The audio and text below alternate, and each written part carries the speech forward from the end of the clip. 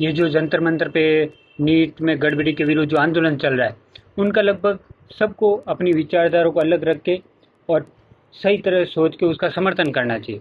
क्योंकि इसमें जो मांगे हैं वो गैर जरूरी या खराब मांगे नहीं हैं, वो जायज़ मांगे हैं।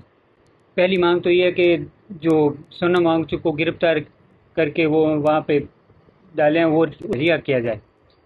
और ये ज़रूरी भी है क्योंकि वो एक तरह से शांतिपूर्ण तरीके से अपनी बात रख रहे थे और अनशन पे थे, तो उनको लोकतांत्रिक तरीके से तो समझाने की जगह आके सरकार बातचीत करती या उनकी मांगों में से कुछ मांगे स्वीकार करती और कुछ अपनी मांगे बनवाती।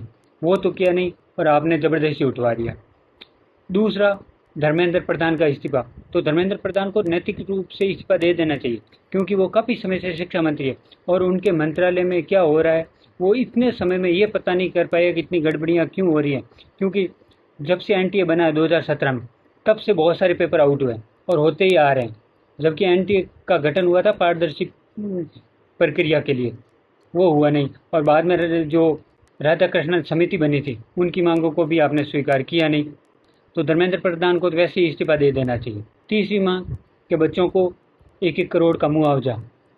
अभी जिसके घर में वो एक ही लड़का या लड़की थे, उनके माता पिता के लिए जो बुढ़ापे में सहारा था वो चला गया, तो इससे उस परिवार का या माता पिता का दुख कम नहीं होता, लेकिन वो बुढ़ापे में उस आर्थिक जो सहायता मिलेगी उसके सहारे थोड़ा आसानी से जी पाएंगे।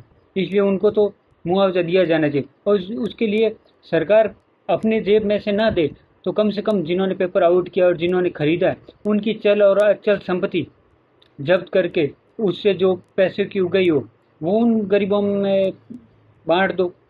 जैसा सरकार ये आंदोलन में सार्वजनिक संपत्ति को नुकसान पहुंचा रहे हैं उसके विरुद्ध यूपी में जो बिल लाया हुआ है कि भाई उनकी संपत्ति को जब्त कर देंगे और उनसे वो भरपाई करेंगे, वैसा ही है इस बिल, ऐसा बिल ला के उसमें प्रावधान कर दो और जो बच्चे सुसाइड करते हैं पेपर आउट होने की वजह से उनके घर वालों को आर्थिक सहायता दे दो।